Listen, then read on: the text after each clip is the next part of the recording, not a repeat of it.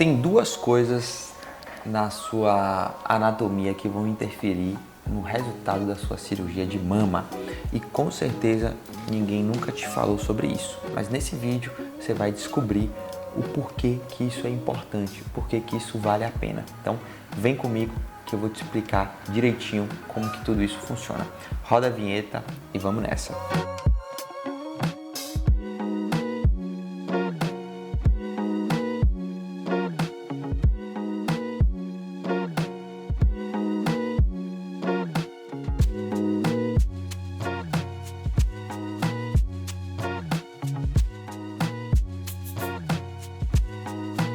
Pessoal, bem-vindos a mais um vídeo do nosso YouTube.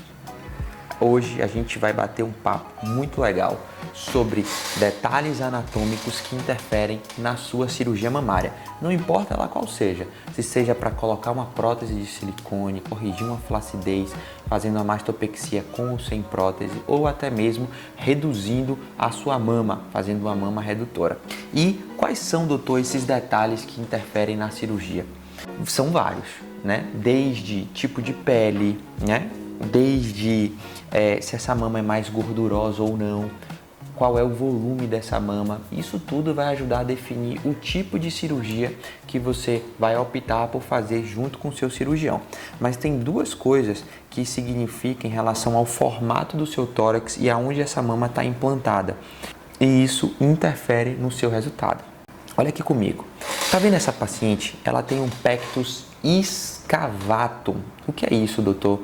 É quando o osso do externo, ele é muito projetado e ele é mais alto do que a lateral.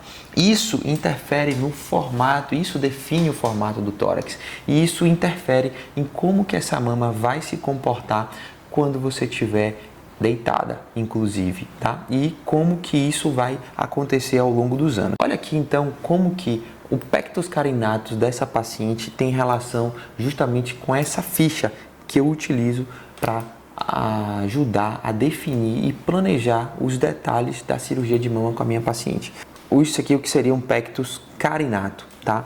Então, aonde a gente tem aqui, ó, o osso do externo, ele é mais alto do que a lateral, falando de uma forma bem simples. E isso vai fazer com que essa mama ela seja jogada para fora, tá bom? Então, na cirurgia, quando a gente vai colocar uma prótese, quando a gente vai fazer essa mama, isso precisa ser identificado antes, porque a forma de colocar a prótese abaixo do músculo muda. A forma de decidir se essa prótese vai ser acima ou abaixo do músculo também muda. E, inclusive, para cirurgias mamárias sem prótese, isso também é importante. Então, a gente entende que analisar isso faz toda a diferença. Essa outra imagem mostra uma paciente minha que ela tem o formato de tórax normal. Então, o formato do tórax dela é normal. Então, isso facilita no pós, porque diferente da primeira paciente, essa mama não vai ser jogada para a lateral. Porque quando deita, o osso que é mais alto tende a jogar essa mama para a lateral. Nesse caso não, você tem um tórax mais retangular, você tem um tórax mais plano. Então isso aqui tudo, ó, fica no mesmo nível. Essa mama não é jogada para fora. Conseguiu entender? Conseguiu identificar aí? Tá? Então isso sim também faz a diferença. Então o cirurgião ele tem que ter a sensibilidade de saber identificar isso. Tá? Por muitas vezes, né, e isso acontece na maioria dos casos, a gente também tem uma alteração da projeção. Então, a gente tem uma assimetria, onde um lado é mais alto do que o outro, tá? E isso faz com que exista uma diferença também. Então, na cirurgia, o cirurgião ele pode querer usar projeções de próteses diferentes, se for uma assimetria muito grande, ele pode utilizar de gordura, ele pode, inclusive, para te mostrar o que é que interfere ou não. Tá certo?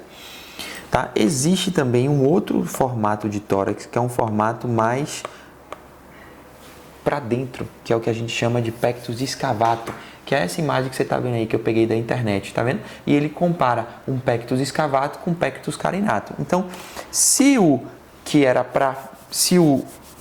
carinato, que ou seja, o externo para fora, tende a jogar a mama para a lateral, porque o osso do meio está muito para cima, esse daqui, né, ele vai jogar a mama para dentro, tá? Ele vai querer jogar a mama para dentro e isso pode causar uma deformidade, isso pode causar uma alteração, pode causar também uma assimastia, caso a paciente não tenha ela de forma genética, que é justamente isso aqui embaixo, ó, é o que a gente chama de simastia. Então a simastia ela pode ser uma causa que já existe sua ou pode ser uma causa que acontece depois da cirurgia. E uma das formas de evitar isso quando a gente coloca uma prótese é justamente evitando isso aqui. Deu para entender? Pois é. Então, isso aí é muito importante, é o que a gente chama de coisa do que é mais avançado num planejamento de uma cirurgia mamária e você precisa saber disso para operar, tá? Uma outra coisa muito importante para que depois você não fique chateado com o seu cirurgião é quando a gente identifica aonde que essa mama está implantada. É o que a gente chama de implantação da mama. É um outro critério muito bacana e isso vale muito a pena de entender, tá? Existem mamas, tá, gente? Isso aqui é muito legal, que começa mais alto. E se ela tem o sulco mamário começando mais alto, ela vai terminar aqui em cima mais alto também, tá? Em compensação, existem mamas que começam muito lá embaixo e essa implantação da mama, ela vai começar mais baixa.